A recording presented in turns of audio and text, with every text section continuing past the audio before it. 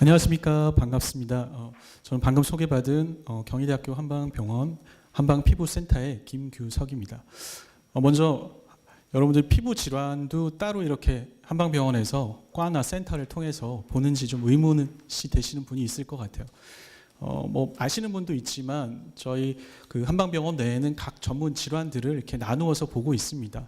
그래서 지금 보시는 여러 가지 과들이 있는데 저희 같은 경우는 주로 피부 질환을 한의학적 치료 방법을 통해서 저희 센터 내에서 치료하고 있습니다. 제가 오늘 말씀드릴 주제는 여러 가지 피부 질환 중에서 저희 센터에서 보는 여러 가지 피부 질환 중에서 만성 두드러기에 대해서 설명을 좀 드릴까 합니다. 먼저 만성 두드러기가 어떤 질환인지에 대해서 설명을 좀 드릴 거고요. 한의학적으로 어떤 원인이 있고 치료 목표는 무엇이며 진단과 치료는 어떻게 하는지 순으로 말씀드리겠습니다. 여러분들 한 번쯤은 모기에 물려보신 적 있으시죠? 모기 물리면 피부 증상이 어떻게 되죠? 빨갛게 부어오르고 가렵고 그리고 그 부분이 이렇게 부풀어 오르기도 합니다. 왜 그런지 한번 생각해 보셨어요? 그 모기에 물릴 때 보면은 모기 안에 모기가 피를 빨 때 그 히루딘이라고 하는 그 우리 몸의 혈액 응고를 억제하는 물질들을 분비하게 되는데 이 물질을 우리 몸에서는 이물질로 인식을 해서 비만 세포라고 하는 세포 내에서 히스타민이라고 하는 물질을 분비하게 되면 그 국소 부위가 이렇게 부풀어 오르거나 빨갛게 발적이 일어나거나 가려운 증상이 생깁니다. 두드러기도 사실 원인은 여러 가지 원인들이 있지만 그 여러 가지 원인들에 의해서 말씀드린 이러한 과정, 즉 비만 세포에서 히스타민이 유리되는 과정이 주로 작용을 해서 그 히스타민 유리가 되면 혈류량이 증가되거나 혈관에 있는 그 혈관 투과성이 증가가 되면서 혈장이라고 하는 혈액 내 액체 성분들이 밖으로 혈관 주변 조직으로 빠져나오게 됩니다. 그래서 그 빠져나온 혈장 조직들이 이렇게 피부 표면으로 부풀게 되는 그런 현상 때문에 부풀어지고 그다음에 혈류량이 증가되는 상태 때문에 빨갛게 변하고 그리고 가려움이 생기게 됩니다. 그래서 두드러기라고 하는 증상은 이처럼 피부가 부풀어 오르거나 즉 그것을 팽진이라고 하고요. 보시는 것처럼 그다음에 빨갛게 변한 색깔 변화가 있는 피부색의 변화를 홍반이라고 합니다. 그리고 가려운 소양증을 동반하는 이러한 증상을 포함하는 그 질환을 두드러기라고 합니다. 그리고 두드러기 유병 기간에 따라서 즉 질환을 얼마만큼 앓았느냐에 따라서 급성과 만성으로 나눌 수가 있는데요. 보시는 바와 같이 6주 이상 되시면 그 6주 이상 해당 증상들이 악화 호전을 반복하면서 증상이 지속되는 경우에 저희가 만성 두드러기라고 진단을 합니다. 사실 만성 두드러기의 경우에 있어서는 정확한 원인을 모르는 경우가 많고요. 그리고 실제적으로 양방에서는 흔히 항히스타민제라고 하는 일반적인 치료 방법을 많이 사용하게 되는데 드실 때는 증상이 가라앉았다가 반복해서 지속적으로 악화 호전을 반복하기 때문에 그래서 흔히들 체질 개선 혹은 뭐 근본 치료 이런 것들을 원하셔서 저희 한방 피부센터를 찾게 됩니다. 두드러기의 원인은 앞서 말씀드린 것처럼 우리 흔히 한 번씩 들어보셨을 알레르기나 혹은 면역적 요인 혹은 물리적 자극에 의해서 이런 그 비만 세포라고 하는 그 세포에서 히스타민이 유리되면서 피부 혈관 반응을 나타내는 걸로 일부 기전이 알려져 있지만 사실 정확한 기전은 아직까지 명확하게 밝혀져 있지 않습니다. 한의학에서는 보통 두드러기라고 하는 증상을 방금 말씀드린 비만 세포에서 히스타민 유리 과정을 억제하는 쪽에 치료 초점을 갖지 않고요. 원인을 흔히 이렇게 두 가지로 보고 있습니다. 하나는 위장관 기능 저하고요. 하나는 말초혈액 순환 장애로 인해서 혹은 세포 쪽으로 필요한 피부 세포에 필요한 영양 공급이 제대로 되지 않을 때 두드러기가 발생할 수 있다고 봅니다.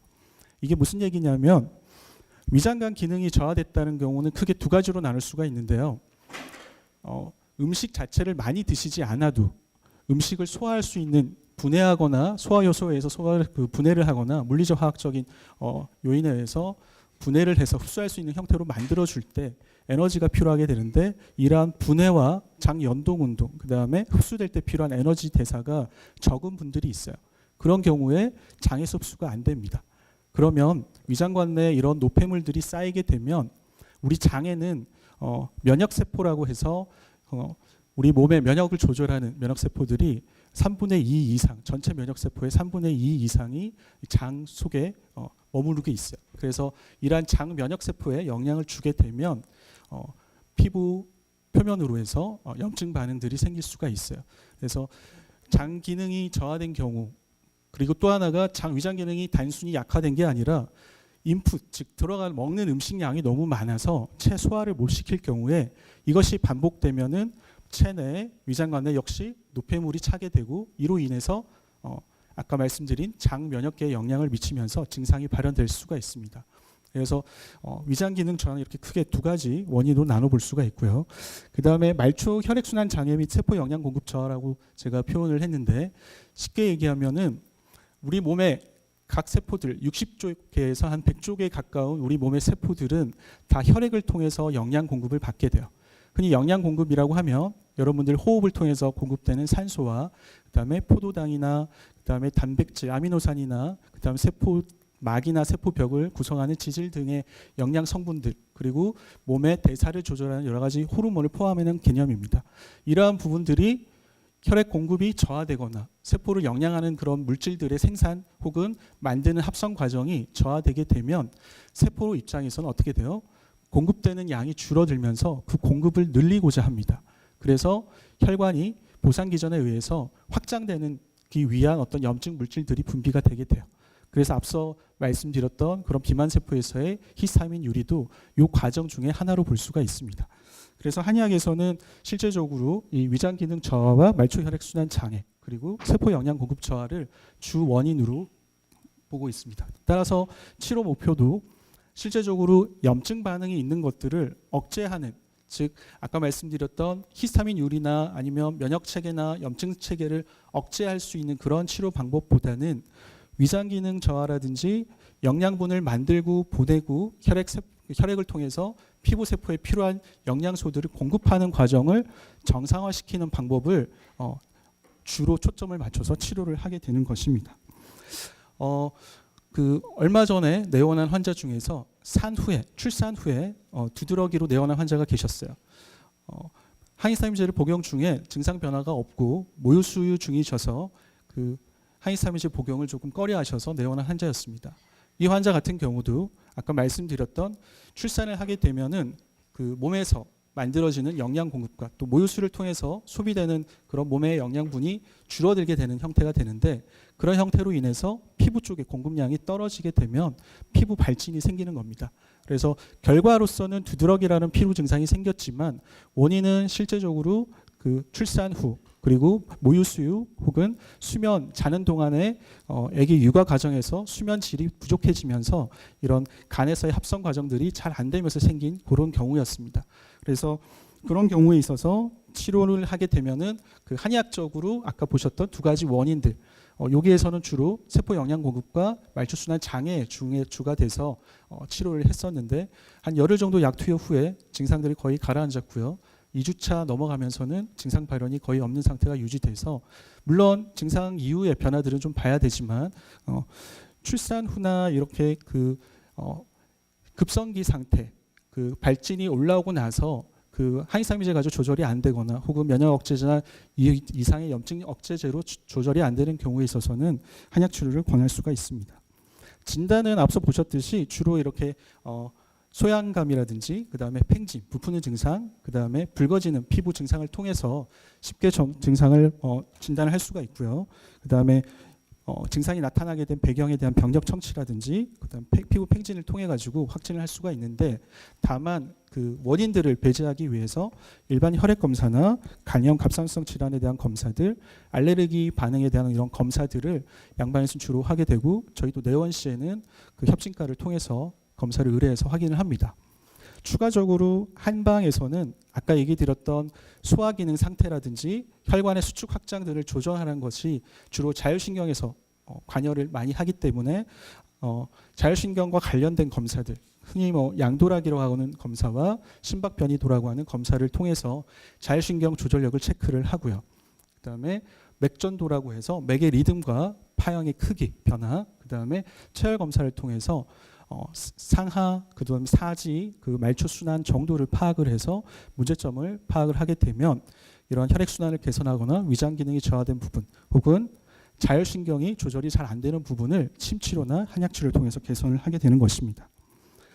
그래서 치료는 사실 아까 보셨던 원인이 명확한 경우, 특정 알레르기 원인이라든지 이런 원인이 명확한 경우에는 당연히 원인을 제거해서 회피하시는 것이 가장 첫째고요. 그 외에 만성적으로 특발성으로 원인이 명확하지 않은 경우에는 이런 한의학적인 원인들을 중심으로 파악을 해서 그 원인들을 제거하기 위한 선택적으로 약물 치료를 증상이 소실될 때까지 지속적으로 적정 용량을 투여하는 그런 치료 관점을 가지고 있습니다. 이거는 뭐 양방 한방 동일합니다. 다만 아까 말씀드렸듯이 두 가지 치료의 차이점을 좀 말씀드리면 주로 염증이 생겨서 비만세포에서 분비되는 히스타민이나 어떤 염증 유발 물질 자체를 억제하는 효과는 양약이 훨씬 빠르고 그것을 초점으로 하기 때문에 급성기 증상에 있어서의 어떤 호전 반응은 뭐 주사나 아니면 먹는 약들을 통해서 훨씬 빠르게 접근할 수가 있습니다. 하지만 만성화된 경우는 단순히 결과적인 염증 반응만 억제하기보다는 지금 말씀드렸던 위장관 기능 저하와 말초순환 장애들 혹은 피부 세포로 공급되는 영양 공급을 정상화시키기까지가 완전히 정상화 회복되지 않으면 사실 치료가 안 되는 경우가 많습니다. 실제 보면 만성 두드러기 환자의 경우에 루푸스라든지 그다음에 이런 쇼그렌 증후군이라든지 이런 자가 면역 질환들을 동반하는 경우가 역학적으로 많은데요. 이러한 자가 면역 질환 또한 원인을 정확하게 아직까지 알 수는 없지만 방금 말씀드렸던 한의학적 치료 관점을 통해서 치료 접근을 하는 것도 생각해 볼 수 있을 것 같습니다. 그리고 이러한 치료를 위해서 기본적으로 한의학 침치료를 많이 사용하고요. 그다음에 필요에 따라서는 아까 위장 기능이 약화된 경우에 음식물을 너무 많이 드셔도 그 증상이 생길 수 있다고 얘기 드렸잖아요. 즉 본인의 소화력보다 흡수되는 음식물의 양이 많거나 위장관에 노폐물이 많이 쌓인 경우에 있어서는 저희 입원 치료 프로그램을 통해서 해독요법이라고 하는 프로그램을 적용합니다. 보시면 주로 절식과 관련된 그런 요법과 그다음에 수액치료가 병행되는 그런 치료요법인데요. 해당 요법을 통해서 호전된 아토피 피부염이나 두드러기에 대한 찍내 보호들을 저희가 한 경우가 있었고요. 실제적으로 관찰을 해보면 일단 처음 일반 시기에서 그다음에 죽 같은 연식, 그다음 미음 같은 유동식에서 절식을 한 상태, 이거는 뭐 하루 이틀이 될 수 있습니다.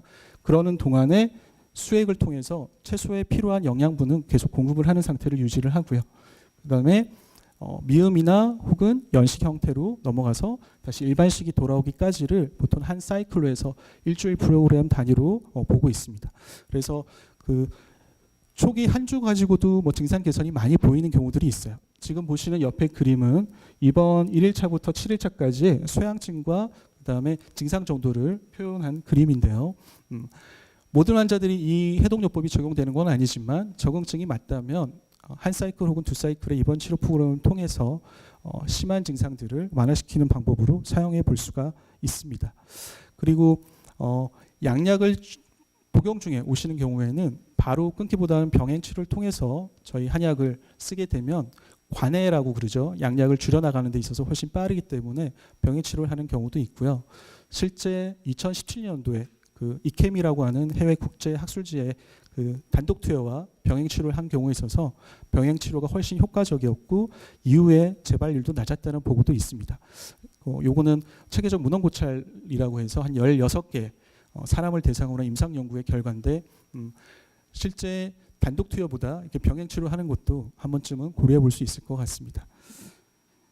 끝으로 제가 좀 말씀드리고 싶은 거는 뭐 흔히들 이 두드러기뿐만 아니라 피부 질환이 피부에 국한된 병이라고 생각하기 쉬운데 사실은 아까 말씀드렸던 소화관, 위장관에서의 어떤 기능 저하라든지 수면이나 스트레스로 인해서 간에서의 합성되는 그 영양분을 만들거나 합성하거나 해독하는 과정이 문제가 있는 경우가 굉장히 많습니다. 그래서 이런 식이나 수면, 스트레스 이런 것들이 같이 관리가 되면 훨씬 좋고요. 오늘부터라도 여러분들 뭐 그 절제 성공학이라는 책에 보면 주로 강조하는 게 소식이에요. 그래서 아까 말씀드렸던 해독요법 자체보다는 소식만 저녁 때 하시더라도 그 위장관 기능을 정상화시키는데 많이 도움이 되실 것 같습니다. 네, 이상으로 제 발표를 마치겠습니다. 감사합니다.